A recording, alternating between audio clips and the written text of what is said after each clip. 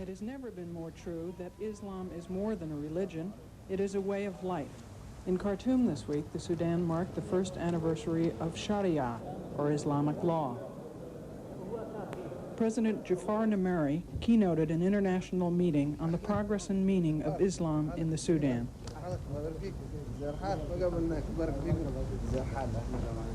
He gave a profound speech on the goodness and tolerance of the Sudanese model. He noted that the Sudan is a multiracial and multi-religious society, and that its adoption of Islamic law is not a cause for stifling Sudanese diversity.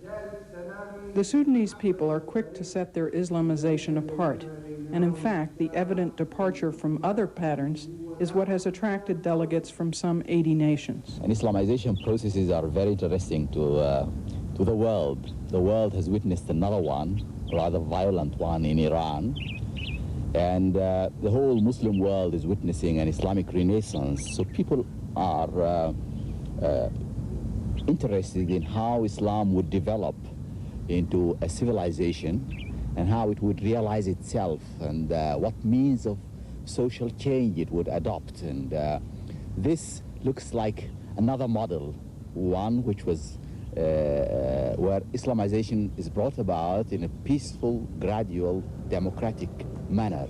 So people want to come and see. Of major interest to the delegates is the fact that the Sudan is a leader in legislating economic aspects of Islam. Last March, it began a transition to Islamic banking, which neither pays interest on deposits nor charges interest on loans. The system is as ancient as the Quran, but in modern terms, one might say Islamic banks act like investment brokers for depositors and venture capitalists for borrowers. The government also thinks it will stimulate business while holding down inflation. Zakat, or the giving of alms to charity cases, is one of the 5 pillars of Islam. Beginning today, Zakat formally replaces some 20 taxes on Sudanese Muslims. Non-Muslims will pay an equivalent tax. 2.5% of a family's wealth, whether it is in money earned as salary, or crops, livestock, or goods, will be taken and distributed to the needy. So Zakat is a flat tax, which the government believes will stimulate investment. Islamic criminal and civil law in the Sudan has also been studied at the meeting. Its hallmark is prompt justice, with harsh punishment if crimes are confirmed by 4 witnesses. Adultery is punishable by death, and theft by amputation of the hand. Because of the Sudan's diverse racial and religious makeup, the rights of non-Muslims have received much attention this week. Minority Sudanese have joined President Numeri in attesting Sudanese tolerance. We do not want you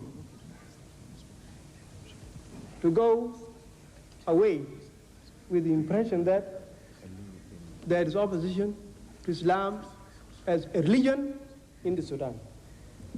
Islam encourages us for the freedom of the individual, freedom of the society, and freedom of the whole nation. Islam is always pushing us not to have any poor. What's happening here is they're taking God's law and we're going to govern the way we treat each other, the way we marry, the way we punish criminals, the way we divide. Oh, the banks, there's no interest on your money. You can borrow $1 million, pay it back at no interest. In America or some other country, the interest will kill you. Here's a man saying we can loan you the money and no interest. That's a man of God. So you think President Numeri is a great man? I don't think he's great. He's the greatest president in the whole world. The feeling for the former heavyweight champion is very much reciprocated in the Sudan. The delegates were shown a huge display of Sudanese support for Islamic law.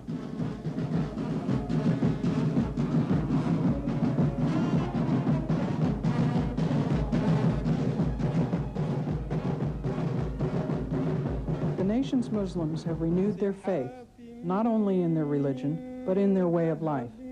As the first anniversary celebrations and the conference drew to a close, the quiet expression of Islam returned to the nation on the Nile.